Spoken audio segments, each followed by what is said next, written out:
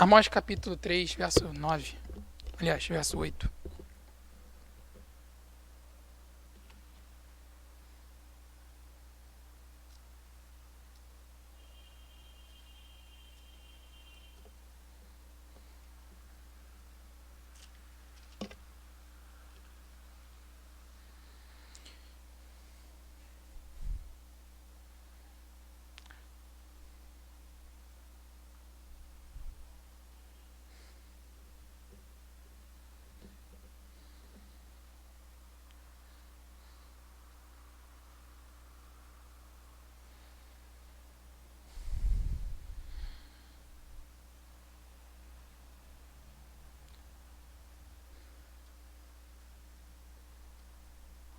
Vamos dar prosseguimento às pregações que a gente estava fazendo no livro de Amós, falando sobre os profetas menores.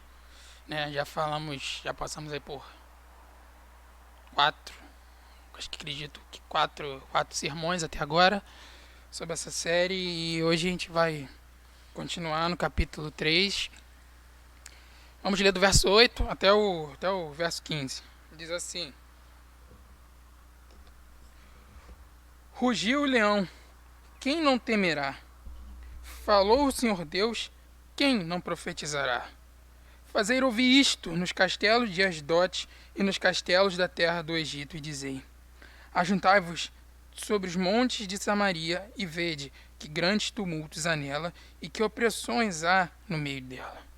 Porque Israel não sabe fazer o que é certo, diz o Senhor, e entesoura seus castelos e a violência e a devastação. Portanto, assim diz o Senhor Deus: um inimigo cercará a tua terra, derribará a tua fortaleza, e os teus castelos serão saqueados. Assim diz o Senhor: como um pastor livra da boca do leão as duas pernas com um pedacinho da ovelha, assim serão salvos os filhos de Israel que habitam em Samaria, com apenas o canto da cama e parte do leito. Ouvi e protestai contra a casa de Jacó, diz o Senhor Deus, o Deus dos exércitos. No dia em que eu puni Israel por causa das suas transgressões, visitarei também os altares de Betel.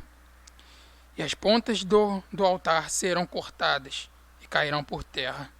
Derribarei a casa de inverno com a casa de derrubarei a casa de inverno com a casa de verão. As casas de marfim perecerão, e as grandes casas serão destruídas, diz o Senhor.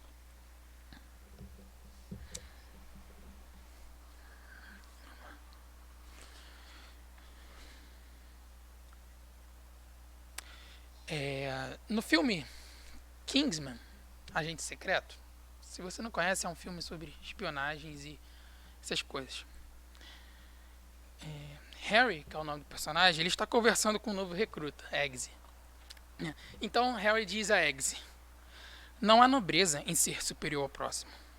Nobreza é ser superior a quem você já foi. Harry estava tentando ensinar que Eggsy estava passando uma lição de moral a Eggsy. É um enredo bem comum de filme, onde um personagem ele acaba se tornando, né, onde um outro personagem acaba tentando ensinar aquele personagem uma lição de moral no intuito de, devido a alguma coisa que a pessoa adquiriu e que está fazendo ela se sentir melhor do que o outro. Com certeza esse tipo de construção que está ali, ele não está ali à toa. Existe uma clara intenção naquilo que a pessoa que escreveu o filme tem ao botar aquele diálogo ali naquele filme. Você quer mais ou menos o quê? Você não deve se sentir superior aos outros. Isso não é bom. Essas coisas, né? De lição de moral. Talvez você diga, sim, é óbvio. Mas eu não sou assim. Isso é para ensinar crianças que não sabem esse tipo de coisa. Bem, uma coisa a gente pode ter certeza. Aquele diálogo ali, ele não estava ali à toa. Aquelas palavras ali foram cuidadosamente escolhidas.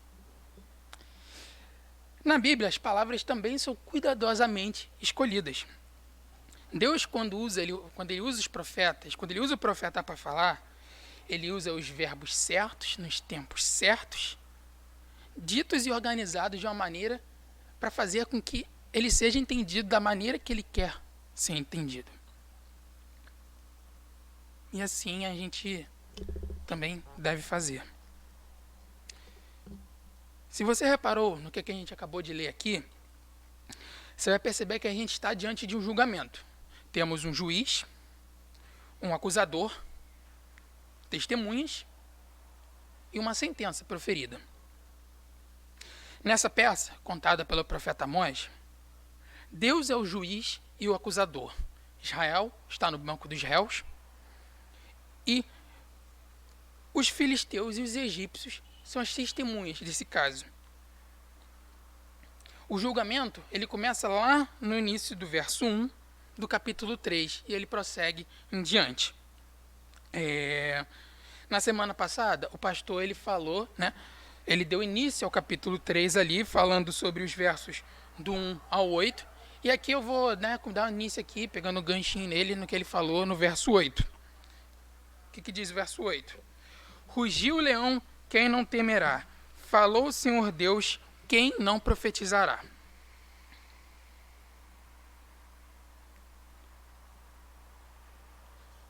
Ao transmitir essas mensagens que vindas de Deus, o profeta faz a imagem de Deus como um leão.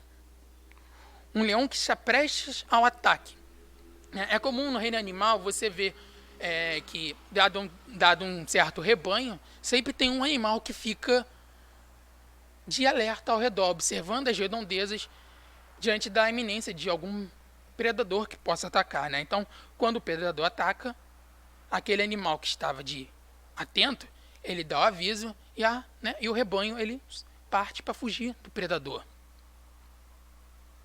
Nessa analogia, Deus é o leão que está.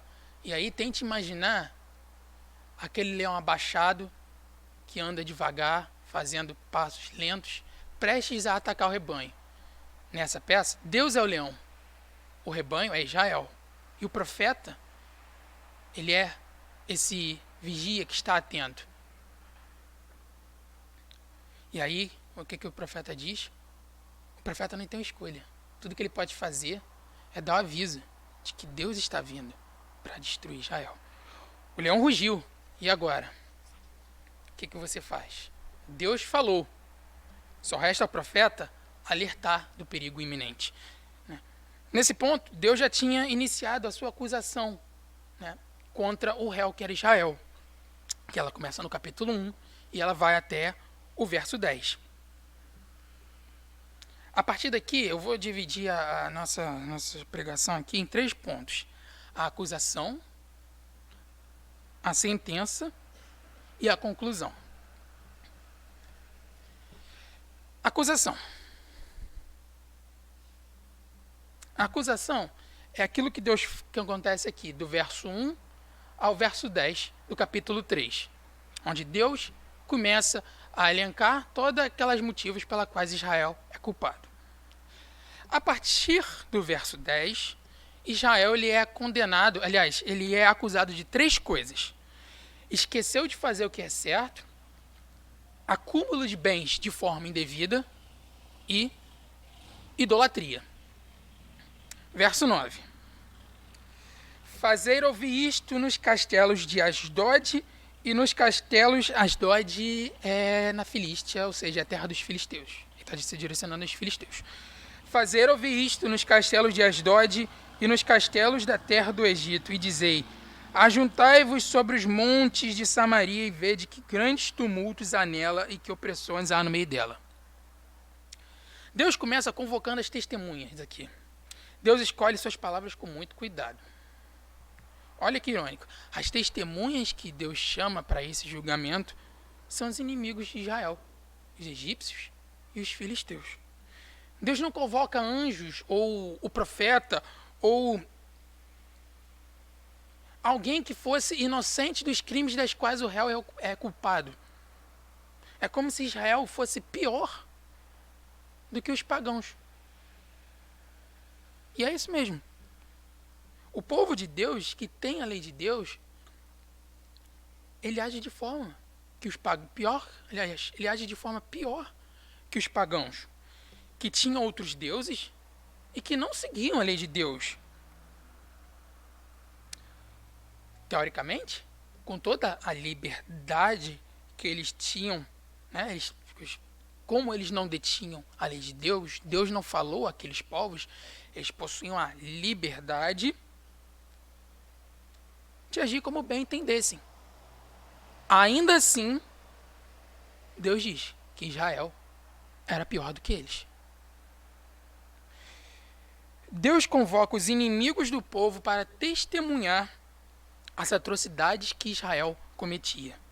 E não só a testemunhar, mas a consentir e a observar a destruição que Deus estava por trazer.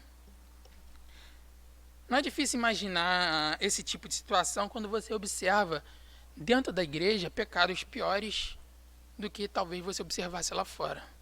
Basta um pouquinho de observação. E qual era a acusação? Israel não sabe fazer o que é certo, o que é reto, o que é correto. Como eu falei, as palavras de Deus são cuidadosamente escolhidas. E, se você atentou-se ao que foi lido, no verso 10, vai perceber que fazer o certo, não fazer o que é certo é totalmente diferente de não conhecer o que é certo. Israel sabia o que deveria fazer. A linguagem profética, ela nos mostra que Israel deliberadamente decidiu não fazer o que era certo. Não tem como alegar desconhecimento quando Deus deixou os seus mandamentos por escrito para ser consultado.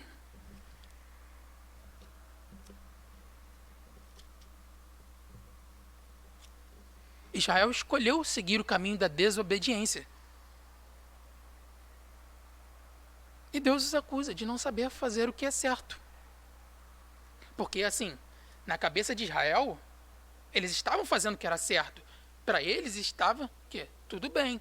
Se você lembra, né, daquilo que estamos falando sobre esse momento, essa época de Amós, eles viam que não é época boa, estava tudo bem, tinha guerras, havia uma certa prosperidade econômica, teve uma certa expansão territorial. Então, está tudo bem, temos liberdades, não estamos em conflito, estamos sabendo lidar com tudo. Deus está conosco. Só que Deus não estava.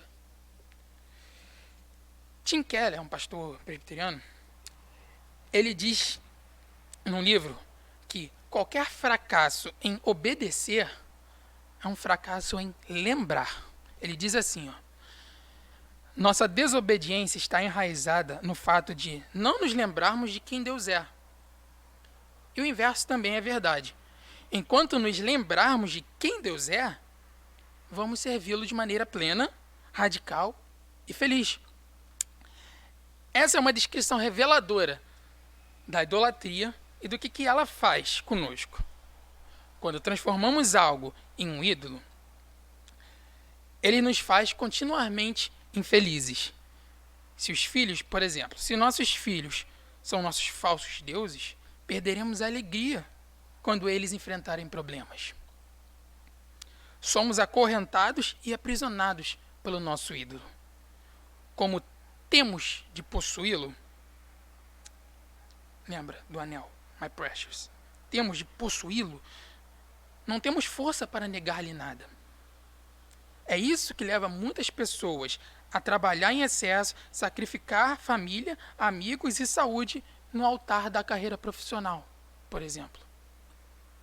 Ou então se entregar a relacionamentos destrutivos, abusivos. Ou outras coisas que a gente pode relacionar aqui. Verso 10. Porque Israel não sabe fazer o que é certo, diz o Senhor, e entesoura nos seus castelos a violência e a devastação.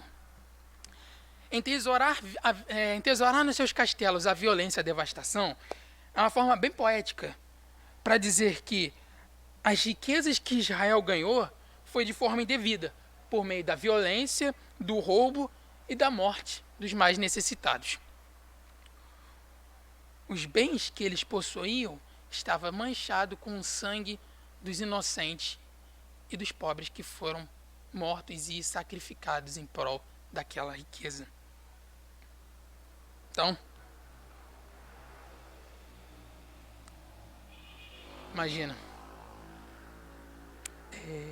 Não, deixa para depois. No verso 15, se você reparou, o verso 15, Deus condena as casas de veraneio e as casas de inverno que havia em Israel. E aqui isso não quer dizer que você, né, não possa ter sua casinha lá em Petrópolis, lá em Teresópolis, Arraial do Cabo, Búzios, Cabo Frio. O problema está em como aquela riqueza ela foi adquirida, como aquele poder, né, como aquela riqueza estava sendo usada e como aquele poder obtido com aquela riqueza, ele era utilizado dentro da sociedade.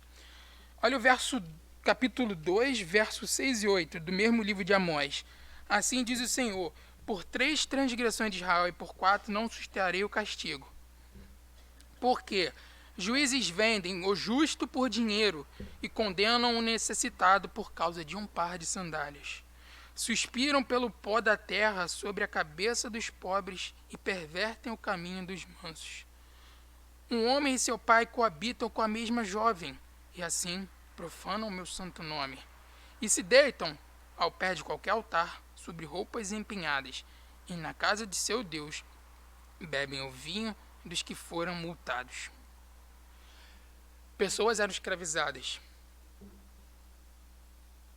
por motivos banais. Por exemplo, se você conhece aquele filme 12 anos de escravidão, você vai entender o que é ser escravizado por motivos banais. Pai e filho dormiam com uma mesma mulher. E aqueles que possuem dinheiro bebiam vinho com dinheiro do roubo, com dinheiro ilegal, com dinheiro que vinha de atividades criminosas. Não poderia ser mais atual o livro de Amós. Não poderia ser mais atual. Amós ele é repleto de acusações contra a injustiça social. Não só Amós, né, mas todos os profetas da Bíblia. Aliás, toda a Bíblia por si só. Porém, nos profetas, particularmente, parece que ganha um destaque muito especial esse tema. Como já falamos aqui nessa série, aqui na igreja, a preocupação com o pobre e o necessitado é uma preocupação real de Deus. Lembra lá, por exemplo, como já falou aqui, Tiago 1. Devemos nos importar com o próximo, independente de quem ele é.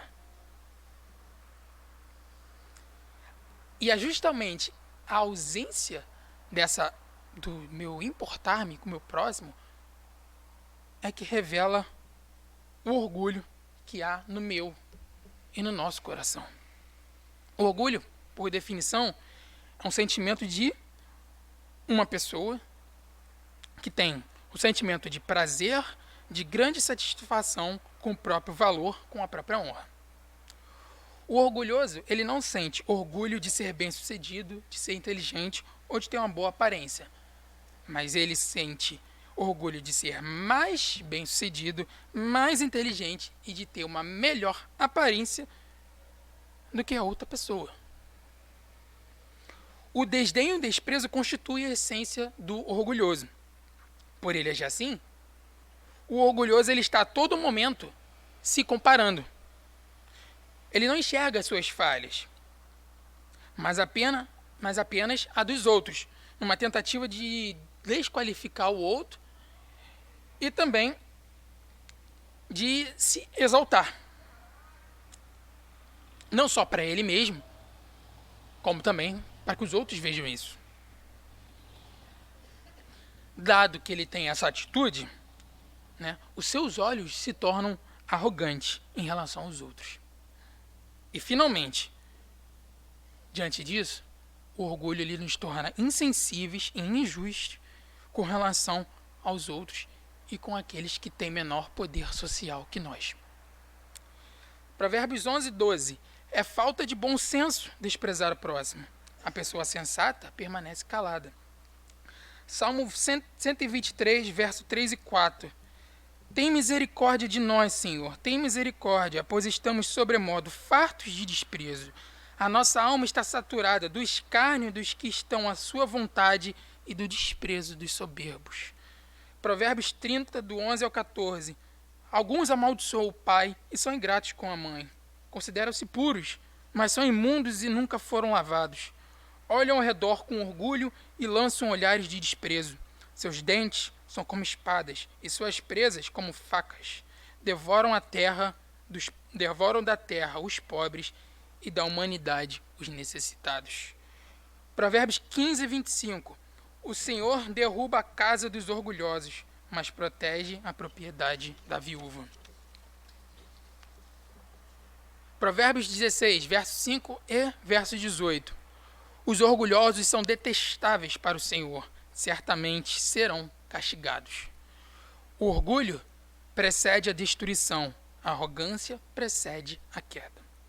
Provérbios 13, verso 10 e Provérbios 14, verso 3. O orgulhoso só traz conflitos, mas os que aceitam conselhos são sábios. A conversa arrogante do insensato se torna uma vara que o castiga, mas as palavras do sábio o protegem. Aqui considere o pecado do pecado do orgulho como a raiz de todos os pecados, né? Eu, pessoalmente, não acho isso muito, não.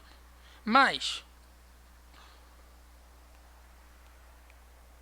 o orgulhoso, ele despreza o outro.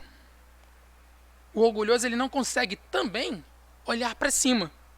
Ele se recusa a deixar Deus assumir o seu papel de Deus dentro da sua vida.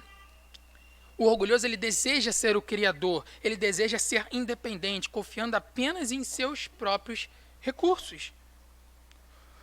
Como o orgulho ele nos cega, ele nos faz viver uma realidade que não existe. E ele nos faz tolos. O orgulho lhe leva à injustiça social. Israel havia se tornado soberbo. Por ser povo escolhido, achava que Deus sempre estaria com eles. Seu orgulho começou a fazer o quê? A questionar a Deus. Fez eles o quê? Desprezarem o estrangeiro e a se achar melhor e mais digno do que o outro. De repente, o outro já não era só o estrangeiro, mas também o pobre e o necessitado. Levou-se o quê, então? Ao desprezo pelo próximo, se tornando o quê? Insensíveis à realidade à sua volta, a ser independente e a confiar somente em seus recursos. O orgulho faz você se sentir uma pessoa melhor e mais digna do que o outro. Faz você ir às redes sociais comentar coisas horrendas. Eu lembro que quando eu preguei aqui, na última vez que eu preguei aqui nessa série, uns 3 semanas atrás, eu mencionei, eu falei sobre a expressão bandido bom, bandido morto, Bastou acontecer outra operação no Jacarezinho, esses dias, para de novo essa expressão surgir e ficar em alta de novo, E aqui eu não quero falar da operação, mas eu quero falar da sua reação diante daquilo que ocorreu. Porque comemorar o que quer que seja diante daquilo que ocorreu só mostra o orgulho que há no nosso coração. E como teve crente comemorando. Eu lembro que eu escrevi, inclusive eu escrevi um post no Facebook e no Instagram sobre isso. Se Deus não se alegra com a morte do ímpio, por que a gente se alegraria com a morte do ímpio? O cristão ele foi chamado à misericórdia. Chamado para a misericórdia. Por que a gente então usa expressões como CPF cancelado? Por que a gente se sente melhor do que os outros? Deus deveria nos olhar diferente em relação ao outro? Tiago 2,13 diz, 2,12, 13 diz, porque em tudo que disserem e fizerem, lembre-se de que serão julgados pela lei que os liberta. Não haverá misericórdia para quem não tiver demonstrado misericórdia. Mas se forem misericordiosos, haverá misericórdia quando forem julgados. O orgulho te faz olhar de desprezo. O orgulho te faz olhar para eles com desprezo, de arrogância, quando você diz que foi faxina. Como se você fosse melhor que eles, porque você não faz nada daquelas coisas. Quando, na verdade, é a graça de Deus que te impede de não ser mais um. E a gente já cansou várias vezes de falar isso aqui, porque não há diferença entre você e o outro. Você não é melhor do que o outro. Você, se não fosse a graça de Deus, você seria tão ruim, talvez, quanto Hitler. Diante de Deus, você é tão ruim quanto eles. Não há mérito em você, porque somos todos pecadores. Mas o orgulho não me permite o quê? Ver os meus defeitos. Te faz dizer o quê? Coisas burras. E nessas coisas que a gente diz nas redes sociais e pra gente mesmo, a gente não chora com os que choram. Porque com certeza havia muita mãe de crente. E olha que como uma mãe de crente. Como 30 africanos que tem mãe de crente. Mas provavelmente não seríamos nós que iríamos consolar uma mãe daquela. Não há misericórdia no nosso olhar. E às vezes você se pergunta como é que Israel pôde chegar nessa situação de Deus falar essas coisas quando Israel tinha a Torá, quando Israel tinha o templo e profetas diretamente falando aquilo que Deus queria que eles ouvissem. Hoje a gente tem o quê? A Bíblia, com tudo revelado, e ainda assim a gente fala comete os mesmos erros que Israel cometia. A boca fala o quê? Que o coração está cheio. Isso vem de onde? Mateus 15, 18. Sentença. A sentença de Deus, ela se dá do verso 11 ao verso 15 do capítulo 3 aqui de Amós. Deus extensivamente acusa Israel, aliás, depois de extensivamente acusar Israel, trazer testemunhas ao pleito, Deus dá a sentença, que é qual? O inimigo invadiria Israel e destruiria tudo. Versos 11 e 12. Portanto, assim diz o Senhor Deus, um inimigo cercará a sua terra, derribará a tua fortaleza e os teus castelos serão saqueados. Assim diz o Senhor, como pastor que livra da boca do leão apenas 2 pernas ou um pedacinho da ovelha, assim serão salvos os filhos de Israel que habitam em Samaria, com apenas o canto da cama e parte do leito. A destruição seria tão devastadora para Israel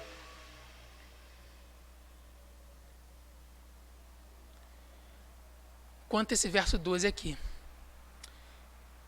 Deus é o pastor de Israel.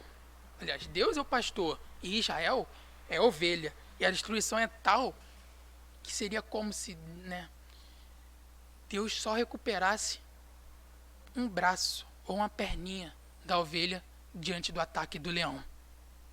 No Antigo Oriente, voltar com um pedaço da ovelha tinha um significado, que era para justamente que o pastor daquelas ovelhas não fosse acusado de negligência contra as suas ovelhas.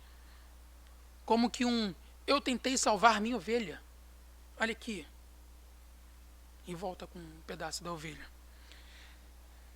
Dizendo, ou seja, é Deus dizendo que Deus fez o possível para salvar Israel,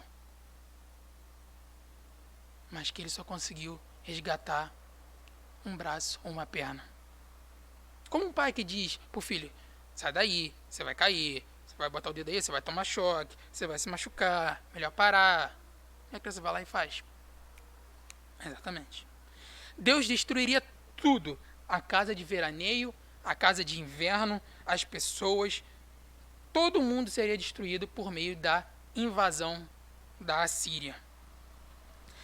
Como eu falei, Deus não deixa o pecado impune. Ele não está ausente. Na verdade, Deus está no controle de toda a história. Ele não está ignorando os erros que acontecem na humanidade. É a Síria quem vai invadir e destruir Israel. E é Deus quem vai destruir Israel. Lembra quando eu falei do livro de Esdras? Quando eu preguei sobre Esdras? O que acontecia? Quando eu preguei o livro de Esdras, né? O que acontece na história? O Império da Pérsia, em determinado ano, ele invade a Babilônia e ele toma a Babilônia para si. Nesse momento, o rei Ciro, que era o rei da Pérsia, ele libera os judeus que estavam no exílio. E assim, os exilados, os primeiros judeus, começam a voltar para Israel e são autorizados a se reconstituir como um povo, a reconstruir o templo. Eu falei sobre isso aqui quando eu preguei o livro de Esdras. E aí, o que diz o livro de Isaías? É Deus quem dá, é Deus quem traz os judeus de volta do exílio.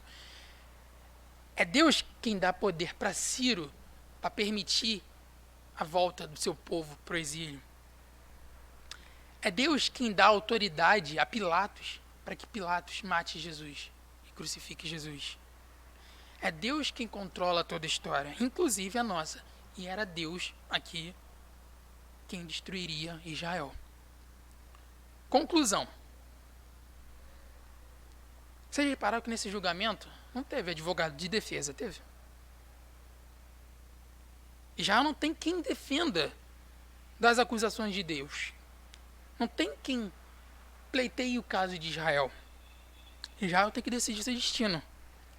Ou confessa, se arrepende e fica livre do castigo, ou então será sentenciada. Não tem caminho. Deus coloca Israel contra a parede e força Israel a tomar uma posição. Que caminho Israel tomará? Que caminho você tomará? Felizmente, para o seu caso, você tem um advogado de defesa. Lucas 13, 4 e 5. E quanto aos 18 que morreram quando a torre de Siloé caiu sobre eles, eram mais pecadores que os demais de Jerusalém? Não. E eu volto a dizer-lhes, a menos que se arrependam, todos vocês perecerão. Filipenses 2, 5 e 8. Tenham a mesma atitude demonstrada por Cristo Jesus. Embora sendo Deus, não considerou que ser igual a Deus fosse algo a que devesse se apegar. Em vez disso, esvaziou a si mesmo. Assumiu a posição de escravo e nasceu como ser humano. Quando veio em forma humana, humilhou-se e foi obediente até a morte, e a morte de cruz. Hebreus 4, 14, 16. Visto, portanto, que temos um grande sumo sacerdote que entrou nos céus, Jesus, o Filho de Deus, apeguemo-nos firmemente àquilo em que cremos. Nosso sumo sacerdote não entende as nossas fraquezas, pois enfrentou as mesmas tentações que nós, mas nunca pecou. Assim, aproximemo-nos com toda a confiança do trono da graça, onde receberemos misericórdia e encontraremos graça para nos ajudar quando for preciso. 1 João 2, verso 1 e 2. Meus filhinhos, escrevo-lhes estas coisas para que vocês não pequem. Se contudo alguém pecar, temos um advogado que defende nossa causa diante do Pai, Jesus Cristo, aquele que é justo. Ele mesmo é o sacrifício para o perdão de nossos pecados. E não apenas de nossos pecados, mas os pecados do mundo inteiro. Mesmo ainda lutando contra o orgulho em nosso coração, contra os pecados que em nós, a gente pode se chegar a Deus. Porque um dia, Deus se fez homem e morreu numa cruz, para que hoje, eu e você estivéssemos aqui. Existe uma salvação. E ela se encontra em Jesus Cristo.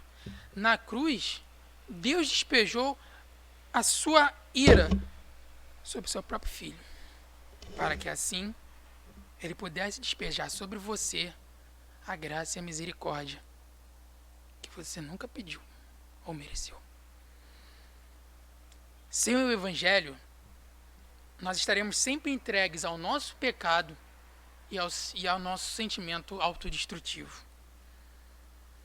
É na cruz que podemos viver e ser perdoados e em obediência, apesar de também sermos pecadores e desobedientes. É na cruz que encontramos liberdade para aceitar a nós mesmos sem sermos prepotentes e para desafiar a nós mesmos sem sermos esmagados. Para que hoje ele ouvisse a sua oração, para que hoje você pudesse falar para ele: Senhor, confesso que sou orgulhoso demais para admitir meu orgulho. Tu comeste com pecadores, fariseus, cobradores de impostos. Muda meu coração para que eu possa seguir teus passos. Eu não gosto da graça. Preferia que tudo dependesse de mim mesmo. Eu tenho olhos arrogantes e que eu não vejo a realidade como ela é. Foi Jesus que carregou o meu e o seu fardo. O fardo do orgulho do Flávio. O fardo da indiferença do Flávio.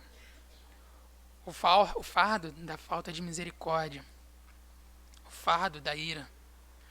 O fardo da injustiça. Cristo levou sobre eles todos esses fardos. E ele me deu o dele, super leve, cheio de amor, alegria, paz, longanimidade, benignidade, bondade, fidelidade, mansidão e domínio próprio. Entregue o seu fardo que você tanto carrega diante dos pés de Cristo e pegue o fardo de Cristo.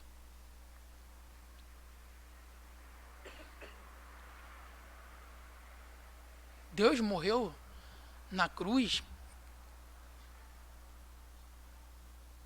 para que você pudesse, diante dele, livremente expor os seus sentimentos, saber que Cristo pleiteia a sua causa e que você pode falar para ele: Deus, eu estou errando. Eu não consigo me livrar desse sentimento de ira. Eu não me conformo com esse sentimento de impotência que eu vejo quando eu vivo no mundo. Parece que nada dá certo. Senhor, me dá do teu fardo. Aí, Deus, aqui eu te apresento as minhas causas e o que eu estou sentindo, porque eu não quero ser assim. Eu quero ser diferente. Eu posso ser diferente pelo teu Espírito.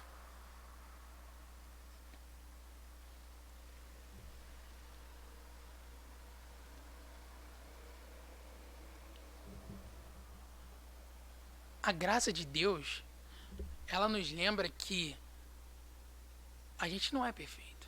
A gente vai sentir ira. A gente vai sentir inconforme. A gente vai se inconformar com as coisas.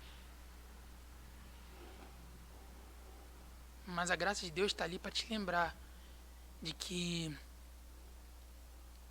Deus morreu para que você pudesse apresentar-se diante dele e saber que, por meio do teu Espírito, Deus pode te transformar e te mudar.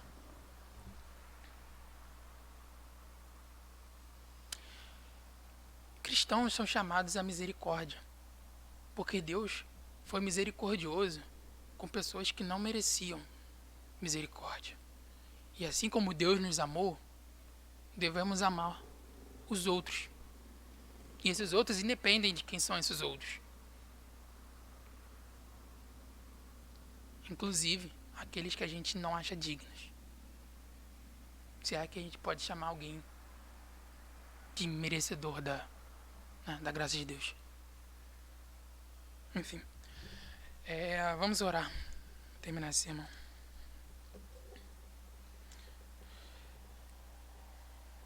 Senhor Deus, muda o meu coração. Muda o nosso coração, Deus. Quando o nosso coração duro se encher de coisas, Pai, e o nosso coração constantemente se enche de coisas erradas e de sentimentos e desejos e vontades que não são de Ti, que o Senhor fale à nossa consciência, ao nosso coração, e lembre-nos, Deus, da graça e da Tua misericórdia, E lembre-nos antes que façamos ou pensemos em alguma coisa errada. Ilumina a nossa mente, Pai. Ilumina o nosso caminho com a Tua palavra, para que a gente siga diante daquilo que o Senhor nos ensinou e que a gente viva. Para que assim a gente não cometa o mesmo erro, Pai, que Israel cometeu. Para que assim a gente possa amar a justiça social, amar o próximo e não cometer injustiças em nosso coração, como também em nossas atitudes. Porque as coisas começam, a mudança que queremos, Pai, tem que começar no meu coração. E só o Teu Espírito, Pai, para transformar o meu e os nossos corações aqui nesse lugar, Deus. Somos incapazes, Pai. Pela força humana não conseguimos, por isso carecemos de Ti e pedimos, Deus, tenha misericórdia de nós. Ilumina o nosso coração com a Tua palavra, para que no dia da tentação lembremos da misericórdia, Deus. É o que eu te peço em nome de Jesus. Amém.